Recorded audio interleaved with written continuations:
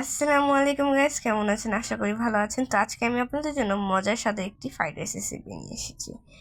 তো আপনারা ভাবছেন পানিটা হলুদ কেন? এই পানির মধ্যে আমরা দিয়েছি 1 চামচ হলুদ, সামান্য ঘি এবং একটু লবণ। এখানে আমরা 9 কাপ পানির মধ্যে 6 কাপ ভিজিয়ে রাখা চাল দিয়ে দিব এবং ভাতটাকে খুব ঝরঝর করে রান্না করে নিব। অন্যদিকে একটি বড় কড়াই নিয়ে নিব এবং কড়াইয়ের মধ্যে 2 কাপ তেল দিয়ে দিব। তেল দিয়ে ভালো করে তেলটাকে ছড়িয়ে নিব চারো সাইডে।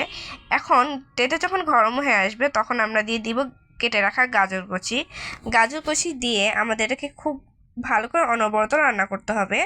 রান্না করার সময় আমরা এখানে সামান্য হলুদ দিয়ে দিব।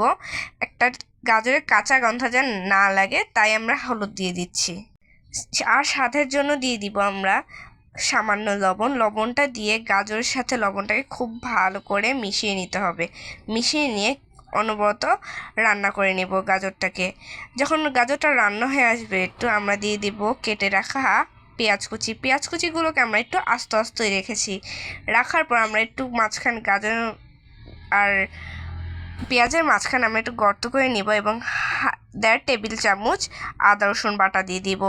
1.5 টেবিল চামচ আদা রসুন বাটা দেওয়ার পর আমাদের যে নিচের মশলার সঙ্গে ওটাকে খুব ভালো করে মিশিয়ে নিব এবং অন্যদিকে কেটে রাখা বটবটিগুলো আমরা দিয়ে দিব।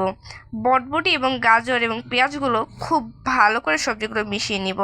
আপনারা আপনাদের মন পছন্দের যে কোনো সবজি দিতে পারেন এবং আমরা এখানে মাশরুম এবং দিয়ে দিব আমরা এখানে মাংসর টুকরোগুলো। আমরা আগে মাংস টুকরোগুলোকে ভেজে রেখেছিলাম, ওই মাংস টুকরোগুলো দিয়ে দিচ্ছি। এখন এটা দেওয়ার পর আমরা দিয়ে দিব এখানে ক্যাপসিকাম দিয়ে ভালো করে নাড়াচাড়া করে আমরা দিয়ে দিব এখানে সিদ্ধ করে রাখা চালগুলো। সিদ্ধ করা চালগুলো দেওয়ার পর আমরা এখানে সামান্য একটু চিকেন পাউডার ইউজ করেছি। চিকেন পাউডারটা দিলে এটা স্বাদ দ্বিগুণ হয়ে যায় এবং এখানে আমরা ফেলে রাখা কাঁচামরিচগুলো দিয়ে দিব। এখন এগুলো সবগুলোকে আমরা ভালো করে মিশিয়ে নিব। মিশিয়ে নেওয়ার পর আমরা এখানে অল্প একটু ঘি দিব একটু ফ্লেভারের জন্য, আপনারা না চাইলেও দিতে পারেন। এখন আমরা এটাকে খুব ভালো করে মিশিয়ে নিব। দেখবেন আর এখানে আমরা একটু ইউজ করেছি ডিম। আমরা ফেটিয়ে রাখা ডিমটাকে ভেজে তারপরে এটা উপরে দিয়েছি। আপনারা এভাবে দিলে আপনাদের খুবই সুবিধা হবে। তো আমরা এই ডিম, সবজি এবং মাংসগুলোকে খুব ভালো করে মিশিয়ে নিতে হবে।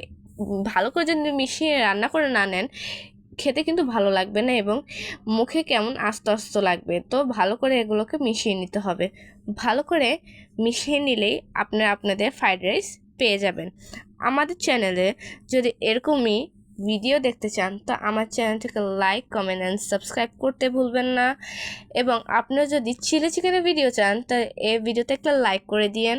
এবং এটাকে কিন্তু আরেকটা জিনিস আমি বলে দিই, এখানে যে খুন্তিগুলো আছে এই 2টা খুন্তি ইউজ করেছি, তাহলে আমাদের নাড়াতে খুবই সুবিধা হবে। এগুলো টিপস অ্যান্ড ট্রিক্সগুলো ইউজ করলে আপনাদের ফ্রাইড রাইস ঠিকই আমার মতন হবে। তবে দেখা হবে অন্য কোনো ভিডিওতে। আল্লাহ হাফেজ।